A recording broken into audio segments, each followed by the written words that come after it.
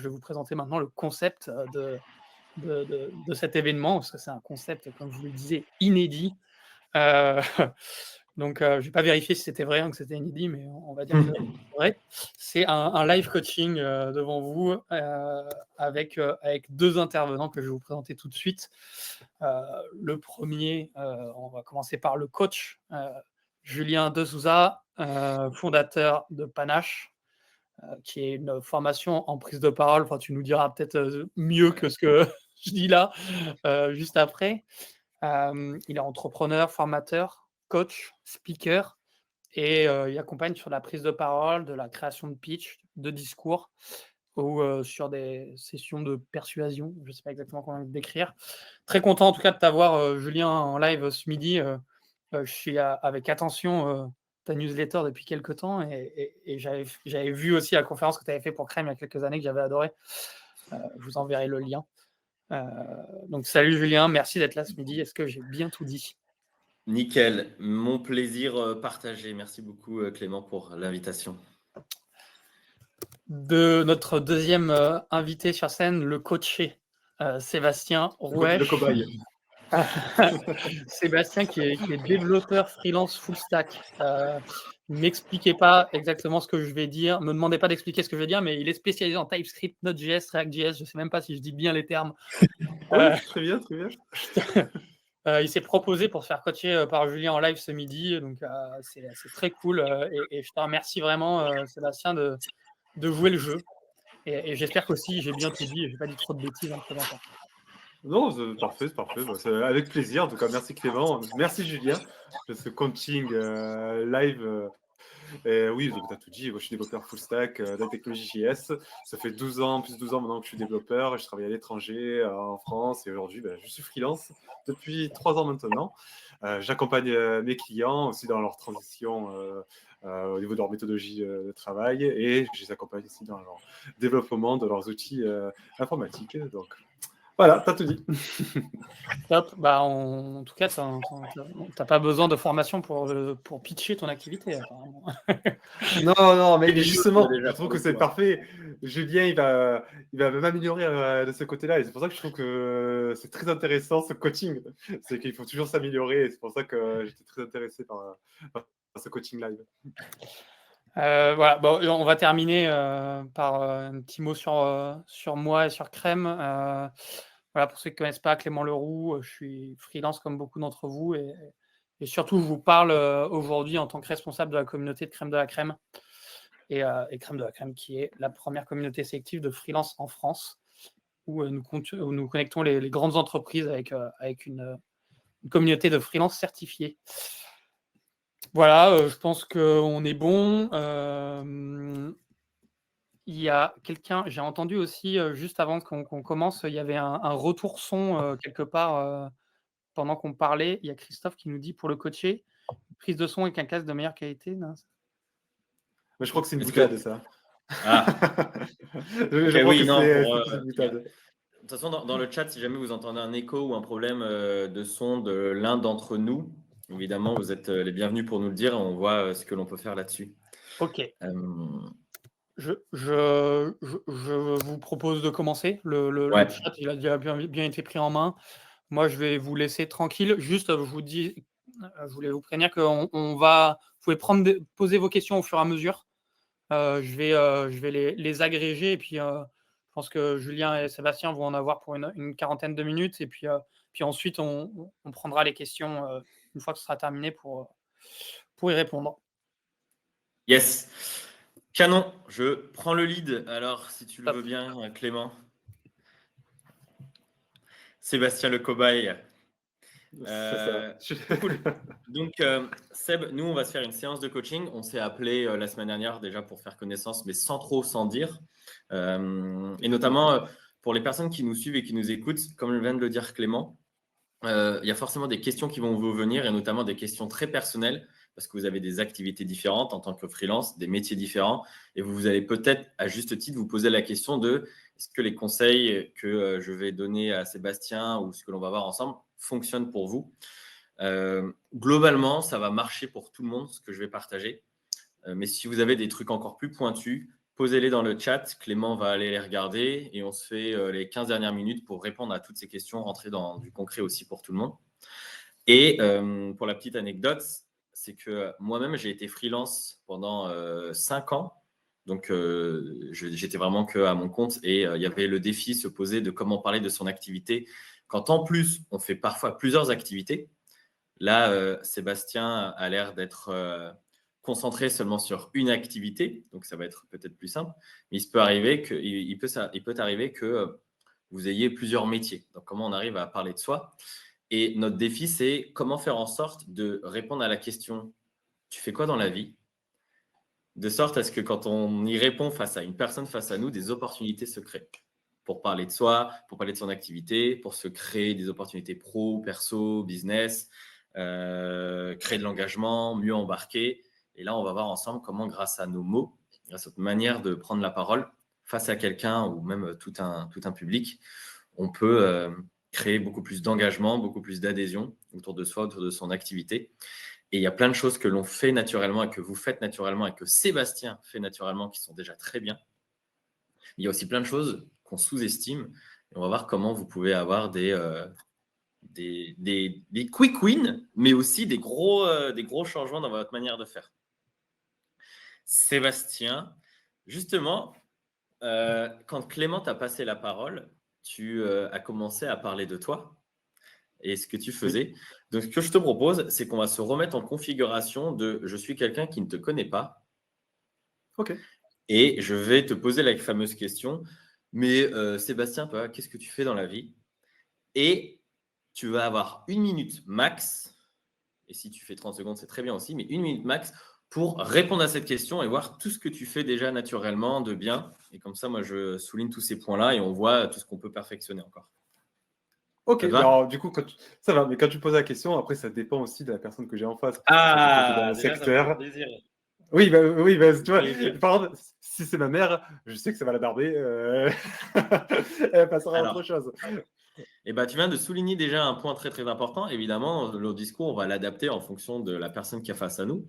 Donc, toujours se poser la question de qui j'ai face à moi.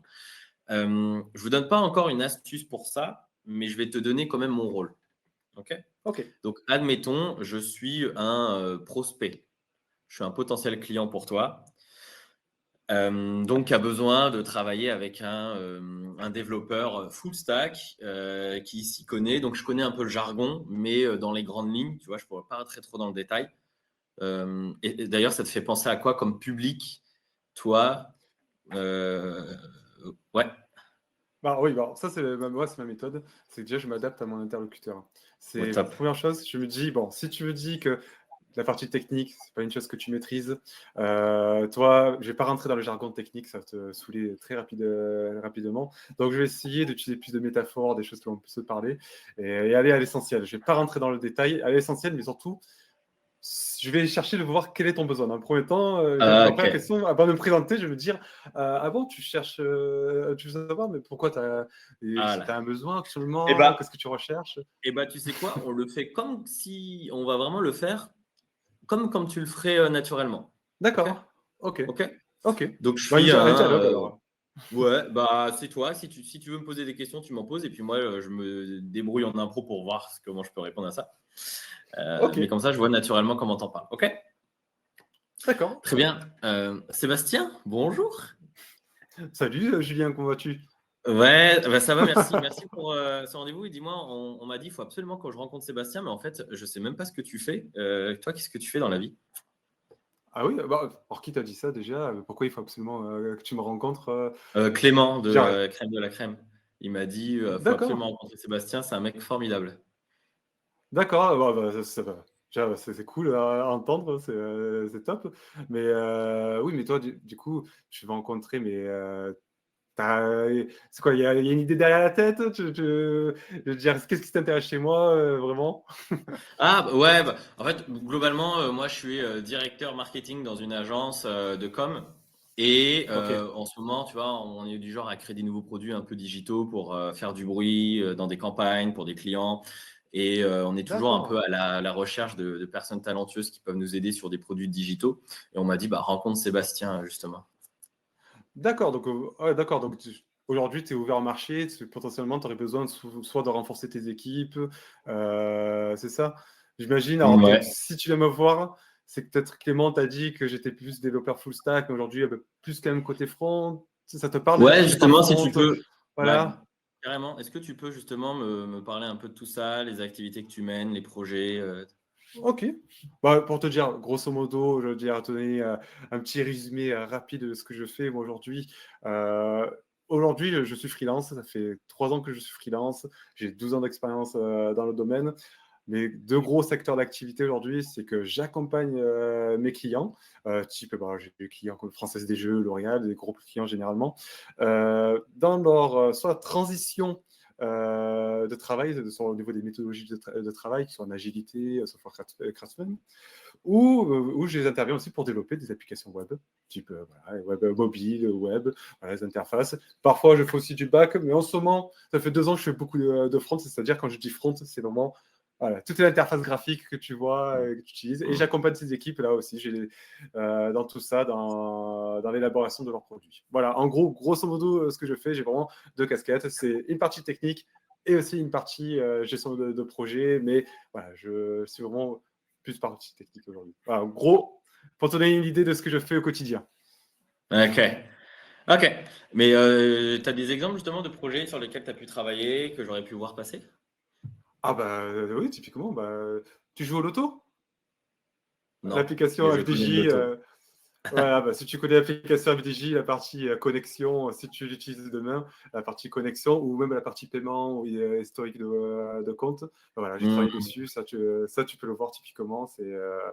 J'ai intervenu dessus, bon, pas tout seul bien sûr, je fais partie d'une équipe, mais Ouais. j'ai intervenu sur ce sujet-là. Ok. Bah, canon. Et Ouais. là, tu fais quoi? Front, back? Front back, après, tu sais, en tant que freelance, généralement, tu réponds aux besoins du client s'il y a besoin d'aider sur la partie back. Je le fais, mais ça te parle quand je parle de technologie, quand je te dis Node.js, React, JavaScript, est-ce que ça te parle Ouais, tout ça? dans les grandes lignes, j'en ai entendu parler. Je sais que c'est des langages de code, mais après, dans Ok. le détail, parce que toi, justement, c'est quoi les langages que tu utilises le plus là? Alors, moi, bon, vu que ça te parle pas, mais c'est vraiment du JavaScript, TypeScript, c'est du front et du back sur du Node.js aujourd'hui. Mais voilà, c'est vraiment, moi, côté back, je fais beaucoup des API REST. Je sais pas si ça te parle quand je te dis ça. Mais en gros, voilà, si ton back il a besoin d'exposer des données à une application front, je viens les utiliser, ce qu'on dit consommer généralement. Et donc, les liens entre les deux pour exposer ces données-là, ça, je peux le faire aussi. Et en tant que front, je vais venir les utiliser. Voilà, donc, on appelle de consommation, d'exposer des endpoints. Donc, voilà, ça, je le fais. Par contre, je sais qu'en ce moment, c'est la mode. Moi, je ne fais pas de data scientist, data engineering, de tout ça. Ça, c'est une partie que je maîtrise pas du tout. Voilà, moi, je suis vraiment côté je suis sur le front. Tu vois, le front de Hmm. l'attaque, celui que tu envoies, c'est moi. C'est moi. Mais toi, justement, tu recherches quoi exactement en fait? C'est quoi ton besoin aujourd'hui? C'est Ah, quoi tes. bah, en fait, moi, j'aimerais me dire que là, dans 15 jours, on a une app à sortir et on est au niveau 0 et j'ai besoin de quelqu'un qui bourrine pour sortir tout ça. D'accord. D'accord, donc ok. Mais quand tu dis bourrine, cette app, tu avais déjà défini cette application ou c'est vraiment ce que vous voulez? Rien. Elle Euh, tient que dans des mock-ups pour le moment. Ah oui, ça va, c'est ambitieux. Bah, donc, je cherche des gens qui savent relever des défis et donc Ok, l'avantage d'être full stack, c'est qu'a priori, tu peux t'occuper des deux. Tu pourrais t'occuper des deux. d'accord. Et vous avez quand même, je veux dire, un enjeu business derrière tout ça. Il y a. Ouais, c'est pour un gros client. On doit lui lancer ça. On a notre équipe de dev qui a disparu, donc qui n'est plus du tout en train de travailler dessus. Et là, il y Quand a tu besoin de disparu. récupérer. Bah, Ah, parce qu'on travaillait avec une équipe étrangère et ok. il y a bref, ils ont disparu. On ne sait pas. On n'a plus de nouvelles depuis. D'accord. Donc bon, tout ce que j'entends, c'est que tu me dis qu'il y a quand même une base de travail, de déjà initier quelque chose. Donc, vous ne partez pas de zéro, de ce que je comprends. Il faut finaliser ce produit d'ici 15 jours. De ce que je comprends aussi, c'est que tu as besoin de quelqu'un de fiable.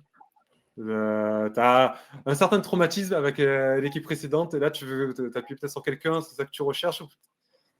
Ouais. Ouais. Est-ce- Et je vais m'arrêter là, Sébastien, parce que Ah, je mince. m'étais déjà. Oh, c'est trop court. Là, j'allais te questionner. J'allais rentrer dans les Oui. détails. Là. Oui, mais non, mais et justement, c'est très bien. Mais à un moment, même moi, je vais être bloqué. Je ne saurais pas Oui. quoi te dire. Ouais. Je suis en train de tout inventer et je ne suis pas spécialiste du truc. Donc, déjà, je me suis moi-même impressionné à utiliser des mots que j'ai vus passer sur les internets. Mais ok, top. Je vais arrêter ça. Il y a plein de choses que j'ai notées pendant que je t'écoutais. Et notamment dans le chat pour les personnes qui ont suivi ça. Il y a plein de choses que Sébastien a fait de très bien. Et je vais les mettre en avant, comme ça, vous allez pouvoir, toi, Sébastien, tu vas pouvoir continuer de les garder parce que c'est très précieux. Et pour les autres, peut-être que vous venez de les découvrir et vous allez vous dire, ah ouais, je pourrais m'en inspirer et l'utiliser. Donc, après, si je peux juste me permettre, Julien, par rapport au contexte, c'est vrai que généralement, moi, quand je vais voir un client, je fais toujours un travail en amont aussi, c'est que je vais toujours analyser que fait le client, je connais son produit, qui est la personne, je vais toujours chercher sur LinkedIn qui est cette personne, vraiment le sujet de la mission, voir si moi je corresponds à la mission. Donc déjà de suite, je sais où l'attaquer, comment l'attaquer. Vraiment, j'étudie mon sujet par rapport à ça. Il y a déjà une préparation mentale. Et tu vois, tu viens de souligner déjà quelque chose. La préparation, c'est un des critères de succès. C'est-à-dire qu'une personne qui est préparée avant une intervention, avant une rencontre, évidemment, c'est mieux. Et ça, je pense qu'on l'apprend à personne. Mais on l'apprend tellement à personne qu'en fait, on ne le fait pas toujours, voire rarement. Mais tu vois, tu as deux cas de figure. Tu as le cas de figure où tu sais que tu vas avoir un rendez-vous avec la personne, tu as son nom, son prénom, et donc tu peux faire tout plein de recherches. Et grâce à ça, c'est beaucoup plus pertinent pour toi parce que tu vas adapter tes messages et puis même en fonction des besoins, des objectifs. Donc, si tu as ce réflexe, garde-le, c'est top.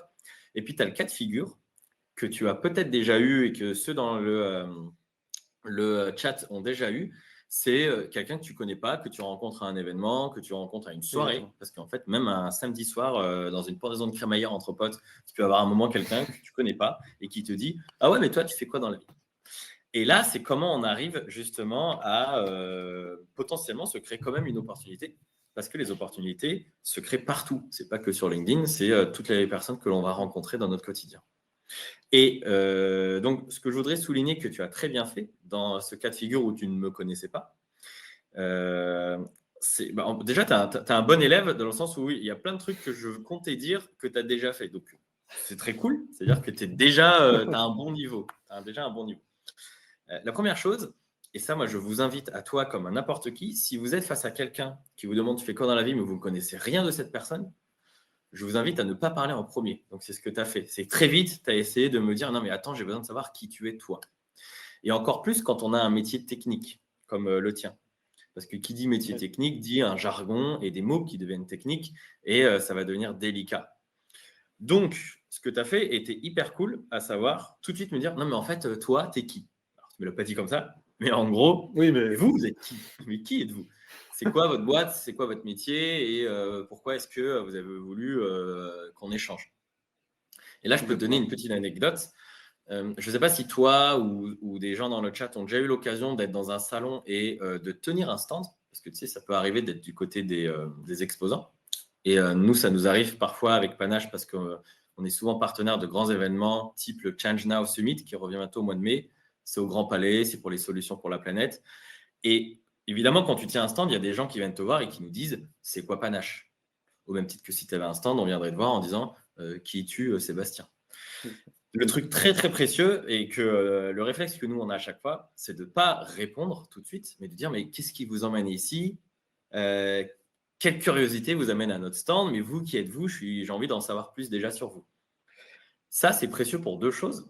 Comme tu l'as mentionné, ça te permet de mieux comprendre l'autre, donc tu vas pouvoir adapter ton discours et ton jargon. Mais ça permet aussi tout simplement de faire en sorte que l'autre se sente concerné, se sente impliqué et se dise « tiens, on est là aussi pour m'écouter ».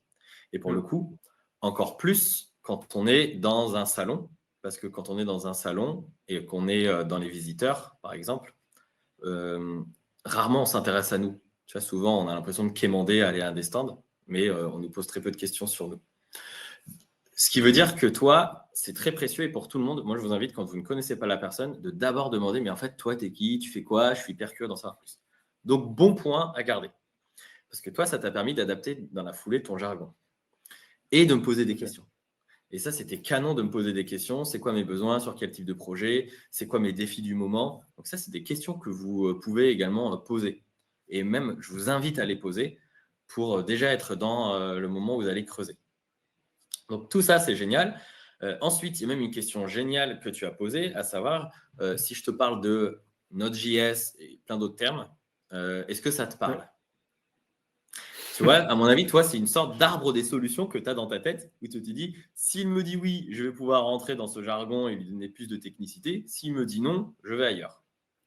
Je vais même te dire, moi, mon but, c'est de le captiver. Et je sais très bien que s'il n'aura pas suivi l'histoire, il va décrocher. Donc, je veux le garder avec moi et je veux utiliser son vocabulaire à lui. C'est ça Ouais, qui m'intéresse. Tu et vois, bah, trop bien. Ouais, parce que là, tu vois, tu peux te retrouver par mimétisme, essayer de t'adapter. Et par mimétisme, on crée de la relation assez forte avec les gens. Donc, ça devient très précieux. Mais tu vois, c'est très cool parce qu'en faisant ça, ça te permet de toi t'adapter et de voir tout de suite. La personne se sent concernée et ça montre que tu rentres en empathie avec cette personne pour vraiment exactement. l'embarquer. Donc, dans toute ton approche, on sent un Sébastien très pédagogue. Tu vois, très comment je peux t'accompagner.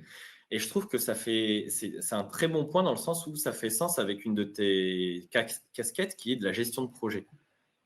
Parce que quand tu fais de la gestion de Exactement. projet, tu travailles avec d'autres gens de tes équipes et d'être pédagogue, c'est très important. Et donc, dans ton approche, tu es en train toi-même de prouver tes qualités sans avoir besoin de les verbaliser.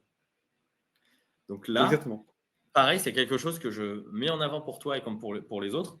Bien souvent, ça a beaucoup plus de valeur de poser des questions très pertinentes ou de montrer toutes ses qualités humaines dans sa manière de communiquer plutôt que de les verbaliser. Je vais donner un exemple. Je ne sais pas si tu te souviens, et les autres, vous savez, les premiers entretiens d'embauche qu'on pouvait être amené à faire il y a très longtemps, et on était là à se dire, oui, mais moi, je suis quelqu'un de motivé, quelqu'un d'exigeant, et aussi quelqu'un de très impliqué dans mes métiers. Ok, bon, en fait, tu peux me dire ce que tu veux, là. Tu peux me faire une liste de plein de qualités. Et c'est beaucoup plus puissant si au lieu de le dire, on le voit. Et si donc, dans ta manière de parler, on sent que tu es pédagogue, on voit que tu es pédagogue. Il n'y a même pas besoin de le dire. Si on voit que tu es enthousiasme, et bah, c'est encore mieux que de dire je suis quelqu'un d'enthousiasme. Et notamment, tout ça, en rhétorique, on appelle ça la congruence. Donc, nouveau mot, là, c'est le moment où peut-être de commencer enfin à t'apprendre des trucs. Et pour les Enfin. autres, putain, ça fait 20 minutes. La congruence, quand on est amené à prendre la parole, la congruence, c'est quand on est aligné entre ce que l'on dit et comment on le dit. Ok. Tu vois, par exemple, une personne qui n'est pas congruente, c'est par exemple quelqu'un qui dirait eh bien, écoutez, je suis super enthousiaste à l'idée de travailler avec vous. C'est quelque chose qui m'enchante grandement. Donc, tu vois, ce truc-là, c'est pas du tout congruent. Et toi, dans l'énergie que tu véhicules, on sent qu'il y a quelque chose d'incarné, de très aligné, et de fait, ça devient authentique. Et l'authenticité, c'est très, très précieux. Il y a un naturel qui fait que ça marche bien. Tu as vu, je t'encense un peu là. Parce que, Non, mais je suis totalement opposé à ce que tu dis. Hein. Moi, c'est un des trucs, quand tu vas voir le client, si tu n'es pas honnête et vrai par ce que tu transmets, de toute façon, au bout d'un moment, la façade elle va ouais, tomber. Et ça se sent. Il y a des fois, on n'a même pas besoin de le dire ou avoir des mots. On sent que ouais, derrière, il y a quelque chose qui ne va pas. ok. Et je pense Eh qu'il ben, faut rester. Voilà, bref. top. Mais carrément. Et tu vois, ce qui me permet peut-être si ça peut aider, si ça peut t'aider et tous les autres, toutes les personnes qui se posent la question de mince, j'ai le stress, j'ai le trac, le rendez-vous il me fait flipper. Et encore, face à une personne, souvent on est moins stressé. Et en visio, pour le coup, il y a une barrière qui fait qu'on est peut-être moins.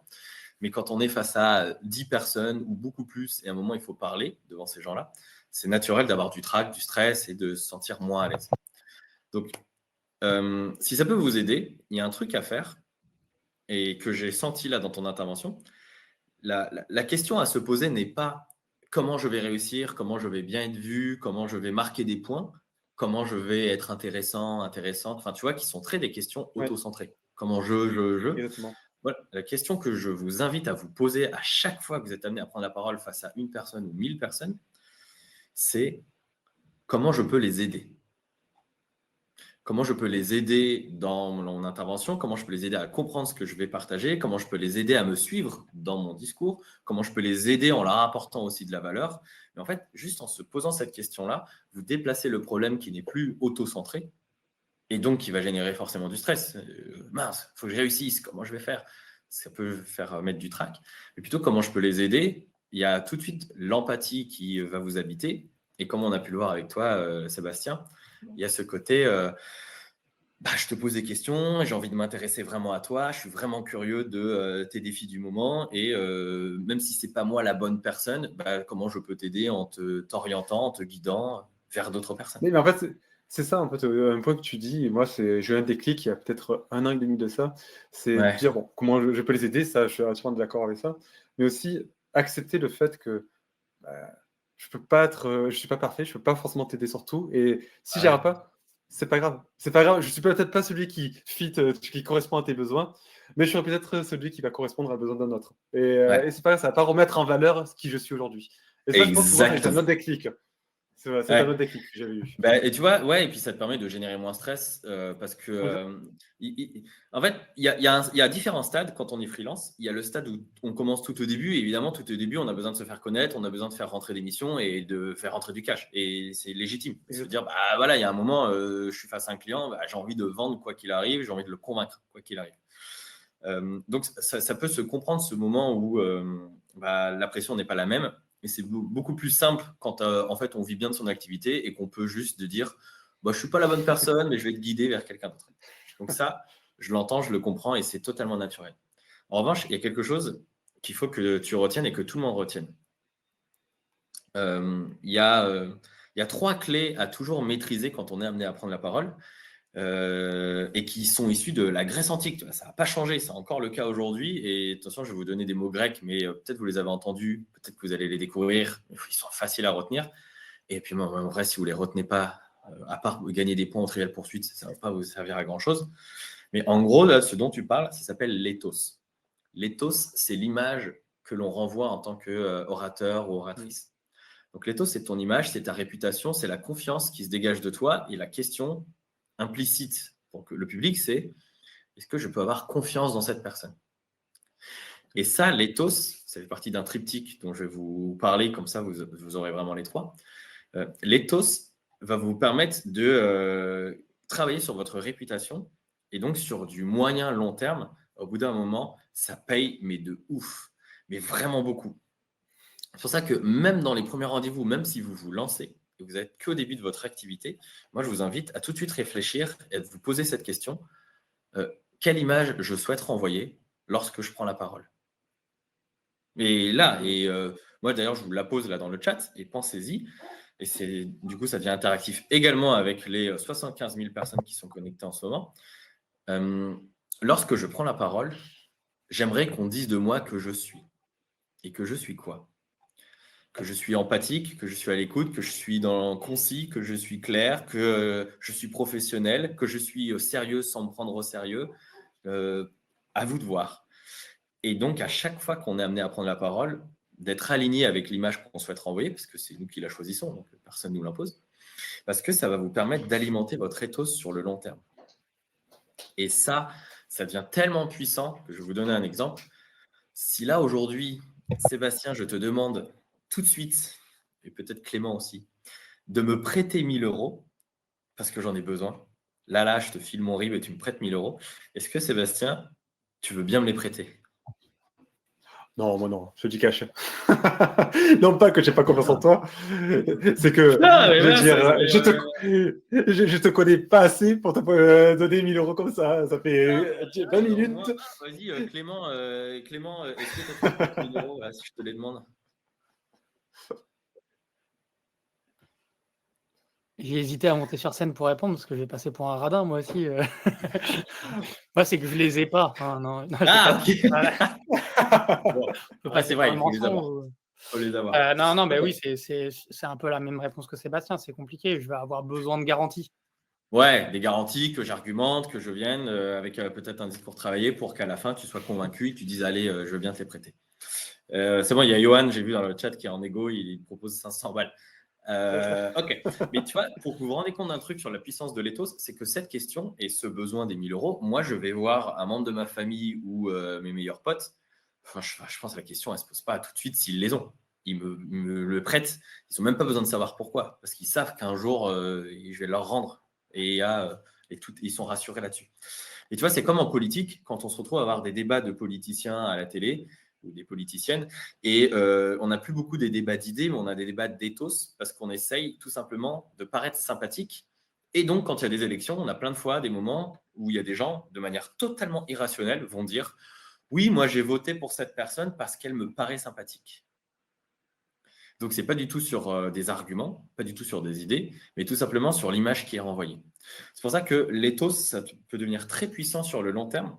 Et donc, pour le muscler, ce que vous pouvez faire, et ce que tu peux faire, Sébastien, c'est qu'à chacune de tes interventions, on sent que tu maîtrises ton sujet, parce que tu en parles, on sent que tu es là pour aider, donc tu peux, dans ton image, dans ce que tu renvoies, orienter, déjà donner des idées, donner des pistes, sans aller trop loin, mais au moins on sent que tu es dans le don de toi et qui donne, on reçoit à un moment ou à un autre. Donc tu marques forcément les esprits à ce moment-là. Et même si on ne travaille pas avec toi, c'est peut-être des gens qui te recommanderont parce qu'ils diront « Ah, j'ai rencontré Sébastien, j'ai eu un rendez-vous, on n'a pas bossé avec parce qu'en fait, ce n'était pas notre besoin, mais il avait l'air génial. » Donc tu marques des points, quoi qu'il arrive.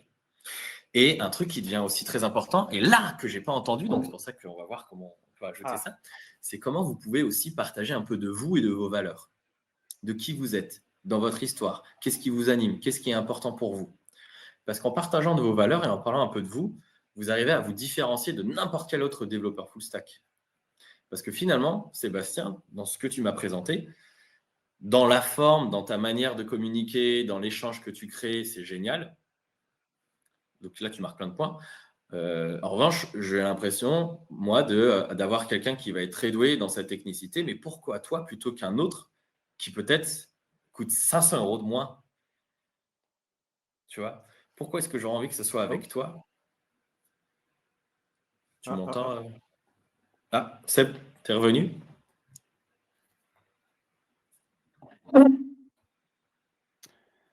Et c'est le drame. Non. C'est bon, toi tu me vois? Me revoilà, désolé, me revoilà. Ouais, Vous m'entendez? Ouais. C'est bon, on t'a retrouvé, Sébastien. Désolé. Là, je vois plus Julien. Ah. Alors, je sais que Sébastien m'avait expliqué que ça fait 5 ans qu'il n'a pas de problème de Wi-Fi et ce matin, il s'est réveillé avec des problèmes de Wi-Fi. Donc, il est en 4G. On l'excuse. Mais c'est bon, là? Ouais, ouais. C'est bon, là? Pixelisé, mais pour un développeur full stack, c'est pas mal. Oh putain. Oh là là. Alors, ça, comment est-ce qu'on réagit du coup, Julien, quand on est en visio et en présentation?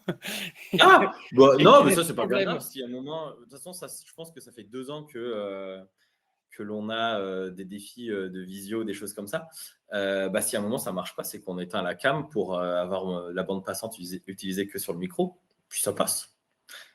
Il y a un autre Sébastien qui s'est connecté. C'est pour ça. Alors, est-ce qu'on a de retour? Désolé. Ouais. J'ai toujours eu pour revenir un petit peu sur juste ce truc-là, là, ça fait 2 ans, un peu plus de 2 ans maintenant que j'organise ces webinaires avec Crème. Je touche du bois. Il ne s'est rien passé, mais dès le début, je me disais, et si jamais il y a quelqu'un qui disparaît en plein milieu, genre plus personne ne parle, il y a un problème, genre.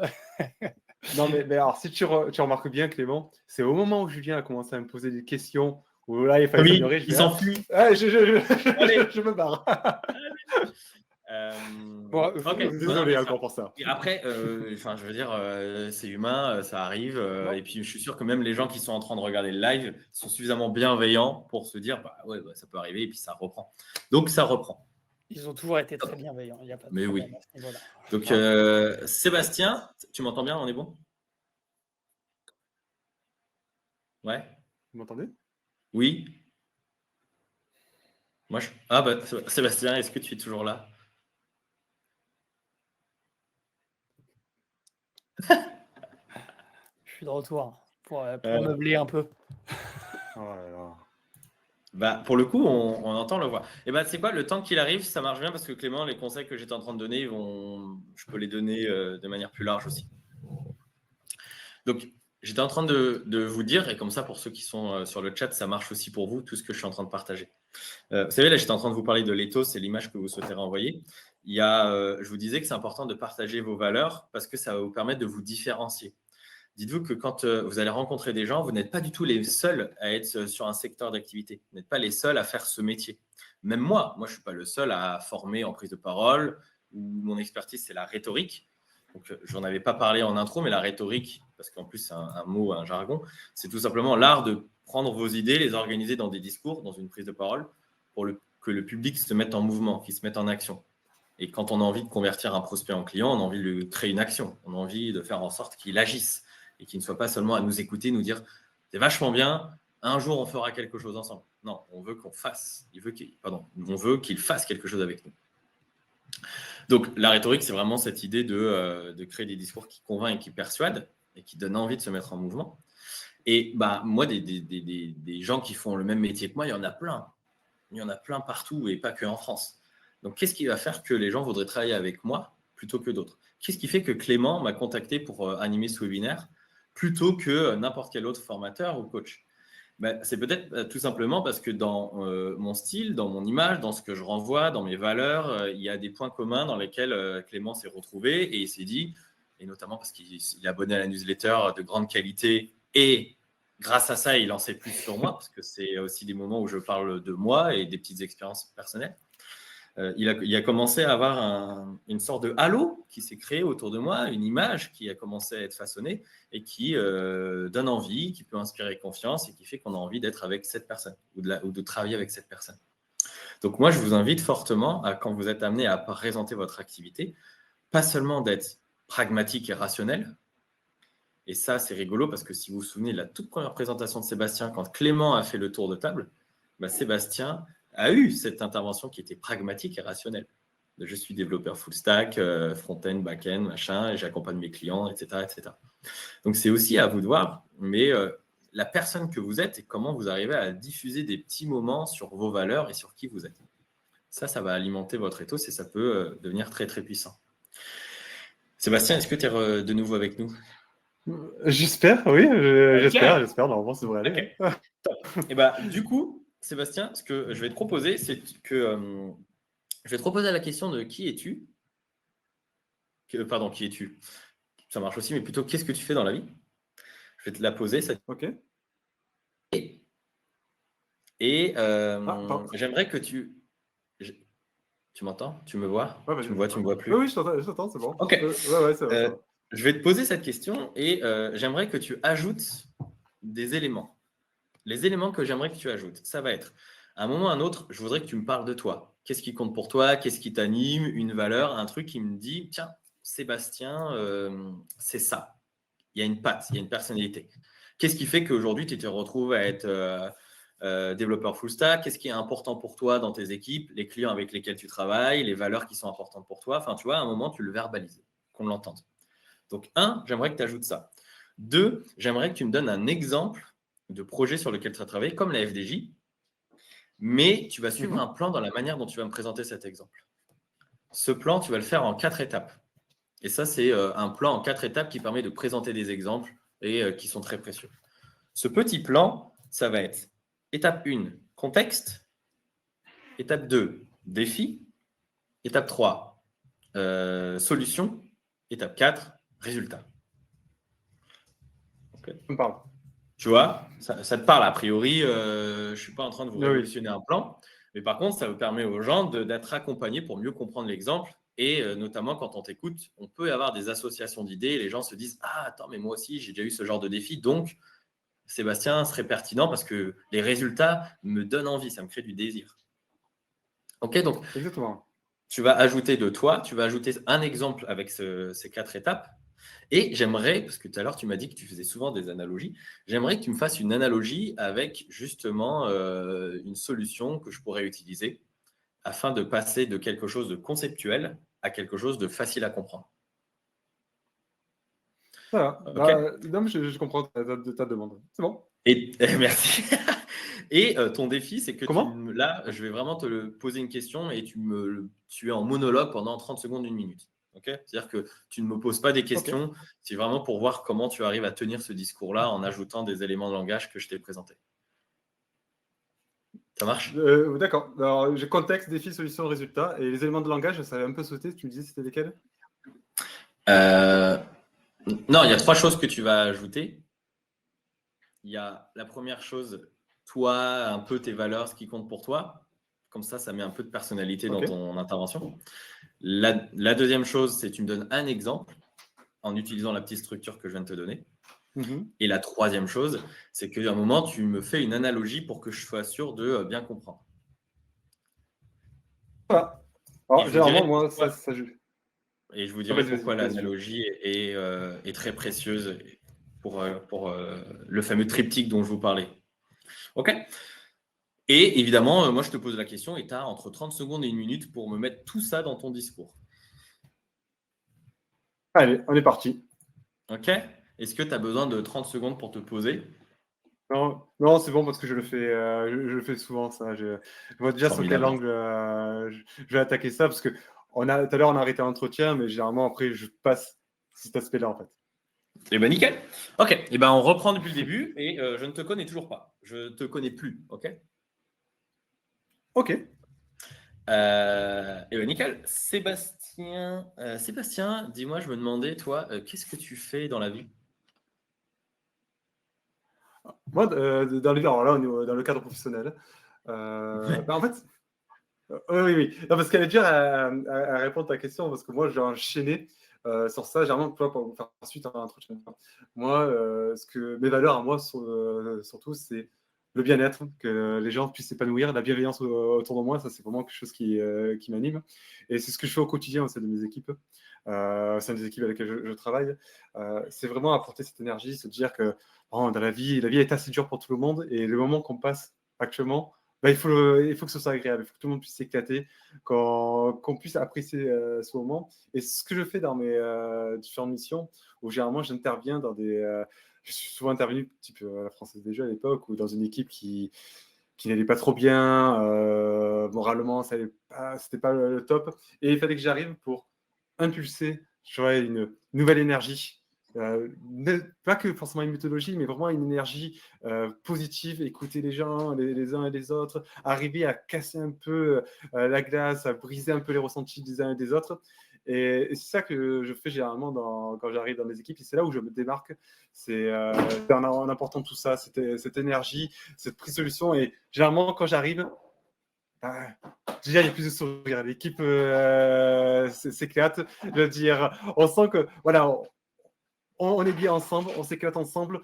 La vie est dure pour tous, mais on peut se la rendre plus simple. Et ça, tu vois, c'est ça qui m'éclate, tu vois, dans la vie. Et dire que, tu vois, à la fin de la journée, toi, Julien, ça a peut-être mal démarré, mais aujourd'hui, je t'ai donné le sourire. T'as apprécié le moment. Et là, tu vas arriver ce soir, tu vas retrouver ta famille, tu auras la banane, quoi. Tu vois, ça, OK.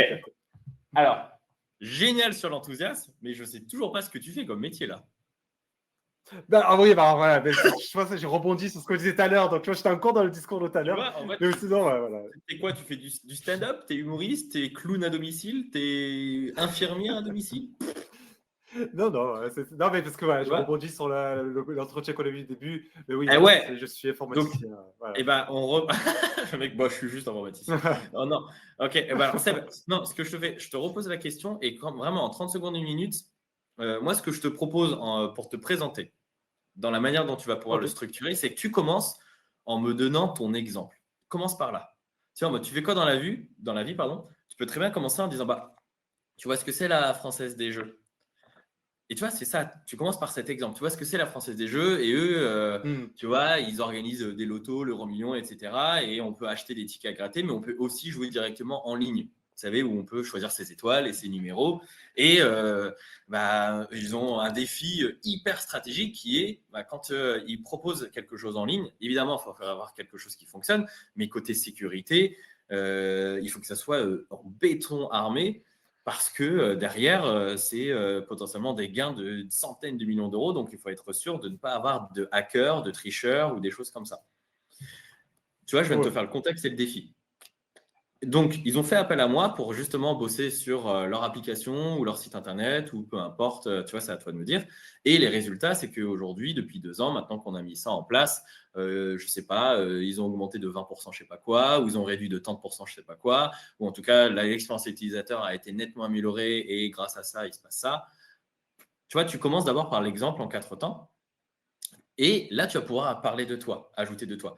Et je vous dis ça parce que la Française des Jeux, c'est un des clients où, quand on a travaillé avec eux, ce qui était hyper précieux pour moi, non seulement d'apporter une super solution, c'était justement de pouvoir travailler avec des équipes où on était dans l'échange en continu, où on pouvait monter en compétences, où on pouvait se donner du feedback de manière ultra bienveillante, parce que les clients avec qui je travaille, c'est quelque chose de très précieux chez moi, qu'on puisse faire ça.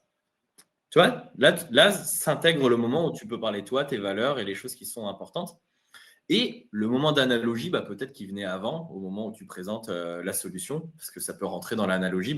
On a fait ça en place. C'est un peu comme lorsque vous voulez faire la cuisine et que vous devez ajouter des ingrédients. Il y a un moment, on est obligé d'y aller étape par étape parce que sinon, il y a tout qui, ça fait une grosse bouillie infâme. Alors que le faire étape par étape permet d'avoir quelque chose qui, à la fin, visuellement, est très, très beau. Ouais, je vois. Ça va ? Ah oui, ça va. Cool. Alors, je te repose la question et tu peux prendre l'exemple de la Française des Jeux pour illustrer tout de suite ton activité. Parce qu'en fait, à la fin de tout ça, tu peux terminer en disant, voilà, et mon métier, en fait, ça s'appelle être développeur full stack. Et ça se trouve, c'est juste ta conclusion, c'est la fin.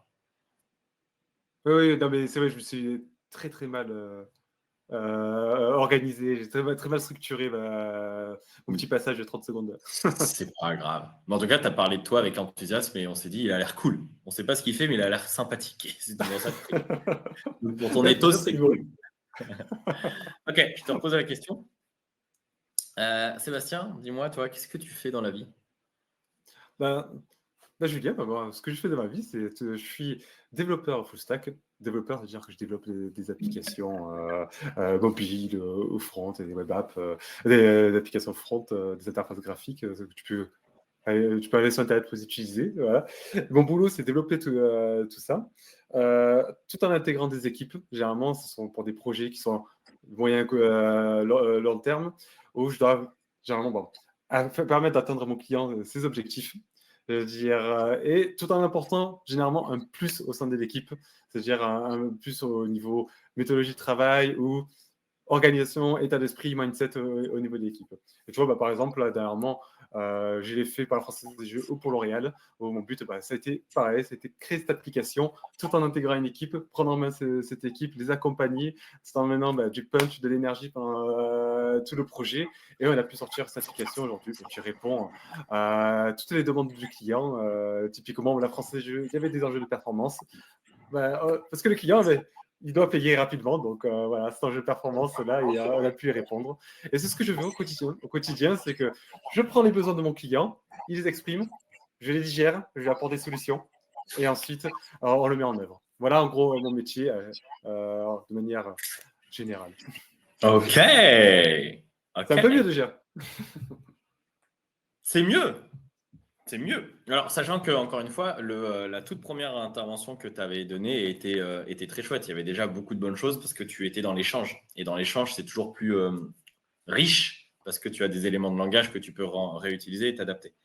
Ok, un truc que je vais souligner que tu as fait là, qui me permet de compléter le petit triptyque. En plus, j'ai vu dans le chat, il y a eu du spoil.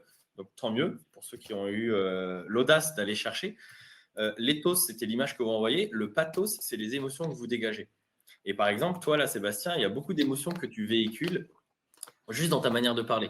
Et des émotions de l'enthousiasme, de l'excitation, de la joie, bref, une énergie qui reste positive et qui est très précieuse. Donc, c'est à vous de voir quelle émotion vous voulez renvoyer via, donc ça, c'est le pathos, et via, votre rhétorique émotionnelle. Donc, les émotions, soit on peut les montrer dans notre manière de parler, mais il y a aussi un moyen de les transmettre en choisissant des mots précis. Parce que les mots vont véhiculer des émotions. Donc moi, je vous invite à vous enrichir de vocabulaire et de tenter des mots. Je vous donne un exemple, comme quoi les mots vont véhiculer des émotions différentes. Par exemple, Sébastien, si ce soir, moi, je t'invite à un petit dîner, c'est pas pareil que si j'invite Clément à un bon gueuleton ou que si j'invite Christelle dans le chat à finir les restes, ou que si j'invite Philippe aussi dans le chat à un apéro dînatoire. Dans les 4 cas, on va manger quelque chose, mais on se rend bien compte que Sébastien, avec un petit dîner, ça va être quelque chose d'un petit peu plus kiffant, il va y avoir des bougies, une bonne bouteille de vin, alors qu'avec je ne sais plus qui, j'ai dit qu'on allait terminer les restes, on est sur un fond de tarama et 3 chips qui traînent. Donc, les mots que j'ai employés vont véhiculer une émotion qui va être différente. Donc, c'est à vous de voir, mais c'est quoi les mots que vous voulez utiliser parce qu'elles vont transmettre une émotion. Comme ça alimente votre pathos. Et le dernier, qui avait été aussi présenté, c'est ce qui s'appelle le logos. Et en général, vous êtes toutes et tous très forts à ça parce que c'est tout ce qui touche à la rationalité. Les preuves, les chiffres, les stats, les faits, la logique, l'argumentaire. Donc, tout ça, on en a besoin, mais ce n'est pas suffisant. Donc, vous êtes plutôt doué naturellement à mettre en avant tout ça, et encore plus si vous avez des boulots tech, parce que c'est très dans la rationalité. Mais moi, je vous invite à muscler aussi les deux autres, l'éthos et le pathos, parce que la petite image que je peux vous donner, et qui était déjà définie à l'époque de la Grèce antique par Aristote, et encore le cas qui marche très bien aujourd'hui. Aristote, il parlait d'un triangle, mais moi, je vais vous donner plutôt une image d'un tabouret. Donc, un tabouret avec 3 pieds. Et les 3 pieds correspondent à l'éthos, le pathos et le logos. Mais Sébastien, petite question pour toi d'ordre physique. Qu'est-ce qui se passe si mon tabouret, j'enlève un pied et que je veux m'asseoir dessus? Ah bah, je tombe direct. Et qu'est-ce qui se passe si mon pied du logos est en titane inoxydable ultra solide, mais il me manque quand même les 2 autres pieds? Non, t'as pas d'équilibre. T'as plus aucun équilibre. Chose, pour toi comme pour tout le monde. Si vous arrivez à avoir un bon équilibre et à jongler entre des moments d'éthos, de pathos et de logos, vous arrivez à jongler avec les 3. Ce qui se passe, c'est que vous augmentez considérablement vos chances de créer de l'adhésion parce que l'être humain n'est pas du tout un être rationnel, c'est avant tout un être émotionnel doté d'une fonction logique. C'est pour ça que ce n'est pas suffisant de convaincre. Ce n'est pas suffisant de venir avec des arguments qui montrent que tu sais bien travailler et que tu es très doué dans tes résultats. Parce que on peut être convaincu de quelque chose, mais ne pas le faire. Je suis sûr que dans le chat et pour toi, tout le monde est convaincu que c'est important de donner son sang. Et pourtant, qui a donné son sang les 6 derniers mois, voire la dernière année? Et là, il y a des bons élèves qui vont dire « moi », mais ça ne sera pas la majorité. Donc, on peut être convaincu qu'il faut faire du sport régulièrement, mais ne pas le faire. On peut être convaincu qu'il faut manger des fruits et des légumes pour être en bonne santé, mais ne pas le faire. Donc, convaincre, ça fait un travail sur l'opinion. Donc, je pensais A, maintenant je pense B, parce que tu m'as fourni des arguments, des preuves, mais ce n'est pas nécessaire que je me mette en mouvement, que j'agisse. D'où l'importance de faire aussi un travail sur la persuasion. Et quand on fait de la persuasion, on fait un travail sur le changement de comportement. Convaincre égale changer l'opinion, persuasion égale changer le comportement. Et dans une bonne prise de parole réussie, même quand on répond à la question « toi, tu fais quoi dans la vie ?», c'est important d'à la fois convaincre et persuader. Comme ça, les gens ont envie d'agir, de se mettre en mouvement avec nous. Et en plus, grâce à des éléments plus rationnels que vous fournissez, les gens peuvent justifier leur choix vis-à-vis d'eux-mêmes et vis-à-vis des autres. Oui, nous avons choisi de travailler avec Sébastien parce qu'il est bon, il a bossé avec la FDJ, avec L'Oréal, et en plus, il est front et back. Donc ça, c'est des arguments rationnels.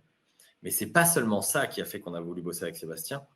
Il y a des choses irrationnelles qu'on ne peut pas toujours expliciter, comme je l'ai bien senti, il y a une énergie, il m'a fait vivre une émotion, l'image qu'il renvoie, la confiance dégagée.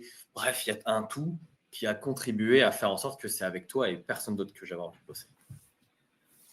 Oui, exactement, je suis d'accord. Ok. Donc là, c'était un petit cours de conclusion pour que vous compreniez pourquoi c'est important de rajouter des émotions et de parler de soi et de ses valeurs. Comme ça, vous allez muscler le fameux tabouret et avoir quelque chose qui crée un meilleur équilibre. Et qui dit meilleur équilibre dit que vous augmentez considérablement vos chances de créer de l'adhésion autour de vos idées et de vos projets. Ça va, monsieur Roueche? Oh, moi, ça va très bien, ça va très bien. Ouais. Si je me permets juste de compléter ce que tu disais, parce que Vas-y. par rapport à mon expérience maintenant, aujourd'hui, en tant que freelance, tout ce que tu dis, bon, je suis entièrement d'accord, mais pour arriver à ce niveau-là, il a fallu que je travaille énormément sur moi-même et sur la confiance que j'avais envers moi-même. Je veux dire, par exemple, On connaît tous le syndrome de l'imposteur, hein. Je crois qu'on l'a tous eu. Et on le traîne toujours, des fois il revient, il fait coucou, je suis là. Dire de temps en temps. Et ça, je pense que apprendre à se connaître, apprendre à relativiser, à lâcher prise, c'est vraiment un travail déjà sur soi-même. Et quand tu es équilibré dans ta tête, tu te sens mieux dans ta tête et que tu te décharges de toute cette mauvaise énergie, je trouve que c'est beaucoup plus facile de mettre en place tout ce que tu viens de dire en fait. Bah ouais, C'est, là tu soulignes un point ouais. très important. C'est pour ça qu'à un moment, quand je vous ai demandé quelle image vous souhaitez renvoyer quand vous prenez la parole, on est les seuls responsables de la vie qu'on peut se créer et qu'on peut s'imaginer. Et on est aussi les seuls responsables des freins que l'on se met soi-même. Donc, quand on a fait ce travail pour débloquer des freins sur est-ce que je suis légitime, est-ce que je suis intéressant, est-ce que je suis la bonne personne, etc. Quand on arrive à développer et lever ça, c'est beaucoup plus simple déjà de prendre la parole. Mais de manière générale, c'est beaucoup plus simple pour s'ouvrir à des opportunités. Donc là, il y a un travail personnel que j'ai l'impression que tu as fait et qui est très précieux et que tout le monde mérite de faire pour se libérer un petit peu plus et oser beaucoup plus. Oh oui, c'est exactement ça. C'était le petit ajout. Je me permets de m'incruster dans votre petite conversation parce que ce que vous êtes en train de dire. Est-ce que tu as des questions, Clément ?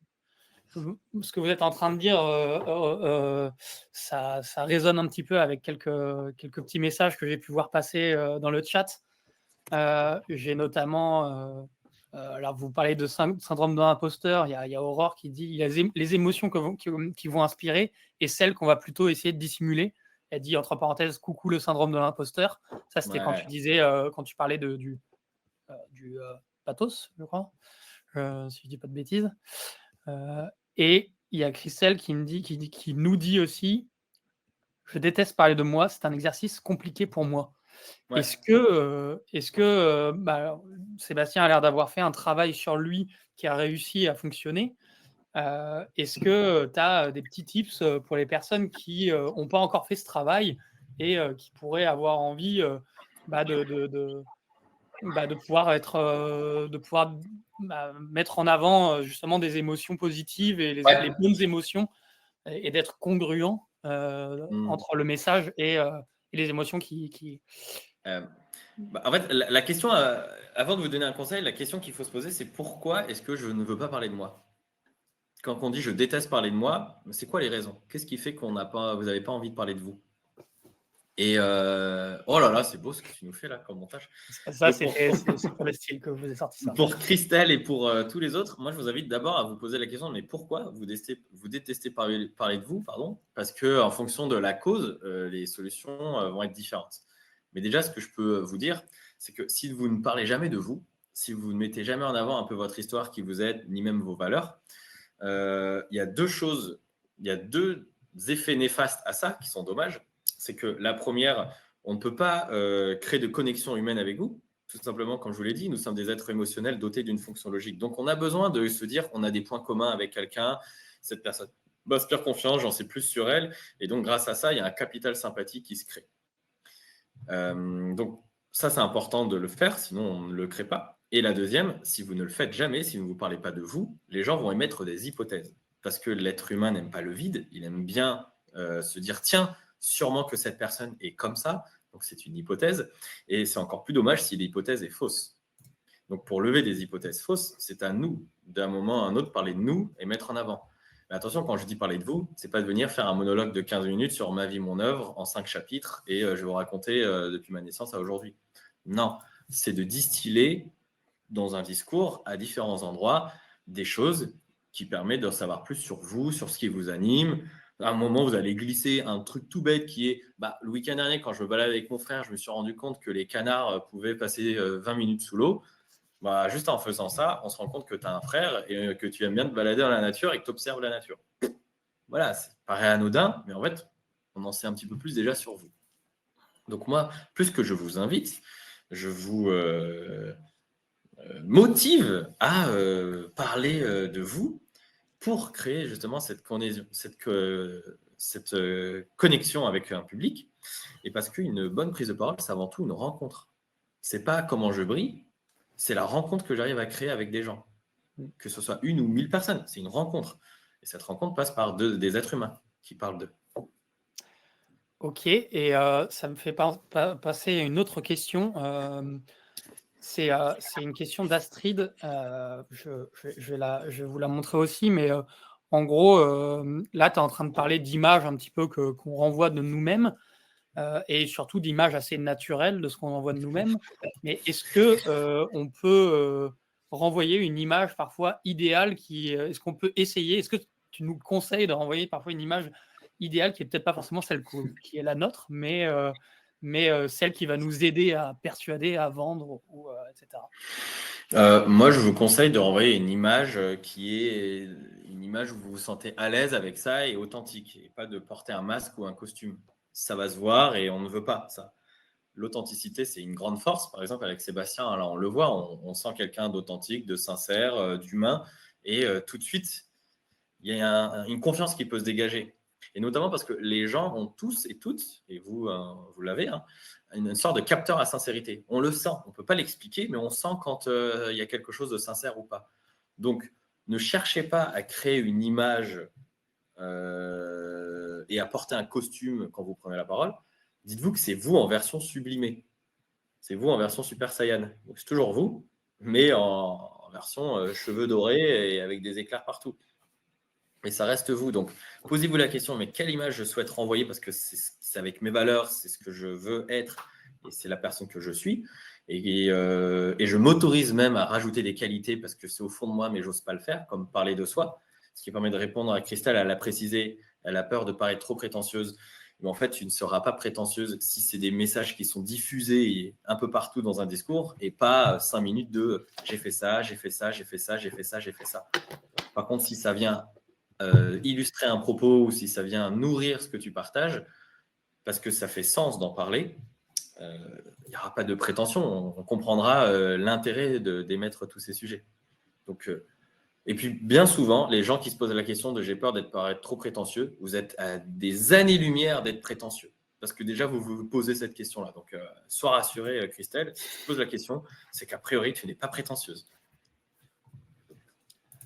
Ok, merci, merci Julien. Il y a deux autres questions qui sont un petit peu moins sur les sujets qui ont été abordés là, mais qui sont plus sur les sujets prise de parole de manière générale, c'était surtout au début de l'intervention. Une question très simple, très basique, elle le dit elle-même. Aurore, question basique, comment gérer le tu, vous? C'est marrant ça. Qui sont très pragmatiques. Hein. Comment gérer les tu-vous? S'il y a plus d'une personne face à vous, c'est vous. Voilà. Et si c'est seulement une personne, ça va dépendre du milieu dans lequel vous opérez, dans votre manière de faire. Par exemple, moi, je sais, je suis dans le tutoiement très, très vite. Et quand quelqu'un a globalement mon âge ou plus jeune, je vais tutoyer et même pas poser la question. Et ça commence dès mes mails. Donc, comme ça, tu vois, la personne sait à quoi s'en tenir. Par contre, ça m'est arrivé, tu vois, c'était quand vendredi, j'avais un coaching à donner pour une personne plus senior. Et c'est la première fois qu'on échangeait. Mais c'était le début. Je lui ai dit, je me demande, est-ce que ça vous va si on se tutoie parce que pour la relation, et il y a quelque chose de plus proche qu'on va pouvoir créer. Oui, oui, complètement. Et voilà. Tu vois, j'ai demandé si ça allait de se tutoyer. C'est ce que je fais aussi à tous les rencontres avec clients. Généralement, j'arrive. Vous voulez qu'on peut se tutoyer et tout, pourquoi? Et les gens, de suite, ça casse, tu sais, ça brise la glace, ça détend tout le monde. Et justement, je trouve que cette question, c'est un bon moment pour vraiment détendre tout le monde. C'est là, on peut se tutoyer, allez, on est là, on est entre nous, faut pas se prendre la tête. Grave. Surtout que si vous-même, vous êtes plus à l'aise à tutoyer les gens, demandez, allez-y. Et comme ça, vous allez vous sentir plus authentique. Parce que même moi, le vouvoiement, j'ai l'impression que ce n'est pas totalement moi, alors que le tutoiement, je me sens plus libéré. Donc, prenez quelque chose où vous vous sentez libéré. Et si la personne face à vous refuse le tutoiement, après, c'est à vous de voir.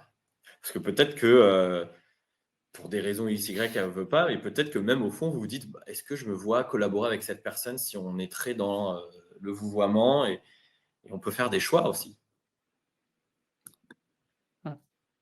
Ouais, non, je suis d'accord, je réfléchis un petit peu en même temps, mais il y a vraiment une question de feeling dans tout ça, j'imagine aussi. Quoi. Sur la partie pro, aussi une question, j'imagine, de secteur d'activité. C'est vrai que si tu bosses avec des PME dans l'industrie, peut-être que ça sera différent avec des startups parisiennes. Voilà, c'est une réflexion que j'avais en même temps qu'on est en train de Non, mais discuter. généralement, ça, Clément, tu le ressens. Hein. De suite, tu vois la personne en face. Une fois, j'ai eu une rencontre et j'ai de suite senti que la personne, elle serait fermée au dessus. On allait rester sur le vous, que c'est très cordial. Tu le ressens. Je vous propose de prendre une dernière question. On a un peu dépassé, mais c'est un grand classique. Je dis ça parce que je viens de le faire à l'instant sans m'en rendre compte. Comment on fait pour éliminer les tics de langage. Ma médiarade parle du au fait. Moi, je parle du e que j'ai constamment. Ouais. Ou le du coup. On peut faire quelque chose Le du coup. et nous donner une astuce magique qui va me l'enlever, s'il te plaît. Ouais, et ben, ça se fait en 2 étapes pour enlever ça. La première, c'est soit de se filmer, soit d'être avec quelqu'un qui nous écoute et on lui fait un discours. Et d'ailleurs, c'est beaucoup plus puissant si on est face à quelqu'un et on lui dit à chaque fois que tu entends mon mot parasite, voilà, du coup, peu importe son mot, la personne face à nous lève la main. Ça permet de se rendre compte de la fréquence à laquelle on est en train de le faire. Et en fait, au bout d'un moment, à force de lever la main, on va avoir tendance à se dire « Ah non, je veux pas, j'ai envie de l'enlever ». Et de fait, le meilleur conseil que je peux vous donner, c'est de remplacer tout ça, une fois que vous l'avez identifié et vu la fréquence, de le remplacer par un silence. De mettre des silences. Et ça fait partie des quick wins dont je vous parlais tout au début. Les silences, c'est l'un des outils les plus puissants à mettre en place pour plein de choses et qui, pour le coup, est relativement simple parce qu'il n'y a rien à dire. Je veux dire, mettre un silence, c'est juste faire une pause. Et au bout d'un moment, parce que ça demande de l'entraînement, hein, je veux dire, enlever une habitude, ça ne prend pas 1 heure. Et au bout d'un moment, vous allez réussir à vous obliger à mettre des silences au lieu d'avoir des mots parasites. Et ça va tout de suite donner une autre amplitude à chacune de vos prises de parole. Et ça va vous permettre de l'enlever, ce mot-là. Très bien. Merci, Julien, pour tous ces petits conseils. Je vous propose de conclure rapidement l'événement sur toutes ces belles paroles. S'il vous plaît, ne levez pas la main à chaque fois que je dis des E, parce que du coup, je suis en train de l'entendre à chaque fois que je le dis, c'est horrible. Bon, bah voilà, je vous remercie pour ce live. Merci Julien, Sébastien, d'avoir pris le temps de faire cet événement avec nous ce midi. N'hésitez pas à aller suivre la newsletter de Julien. Hein. Vous allez pouvoir en plus Yes, la remets. avec lui, à lui proposer des mots pour qu'il puisse les intégrer dans sa prochaine newsletter. Je vous laisse le découvrir. Mais ouais, c'est vrai ça. Oui, on me donne des mots à placer dans la newsletter à chaque fois, parce que j'en envoie une par mois. Et ça m'amuse. Donc, j'ai déjà une bonne liste là pour la prochaine. D'ailleurs, Clément, je crois que ton mot, je l'ai mis dans la dernière. Très bien. Mais ouais, là, je vous ai remis le lien pour vous abonner. Je pense que Clément, tu vas envoyer un mail de follow-up avec des petites infos et tu pourras me remettre nos contacts à Sébastien et moi et des petits call to action. Ok. Et surtout, le secret pour Seb, pour tout le monde, c'est de tenter des choses et de pratiquer, d'essayer. Parce qu'en vrai, c'est beau la théorie, je peux vous donner plein de conseils, mais c'est comme si je venais et je vous disais comment bien jouer de la guitare pendant 1 heure. Mais si tu ne prends pas de guitare et tu n'es pas en train de la gratter, tu ne vas pas devenir un Jimi Hendrix. Hein. À un moment, ça n'avancera pas plus. Donc, c'est d'essayer des choses et puis vous allez vous planter, mais ce n'est pas grave parce qu'au moins, vous allez essayer des choses.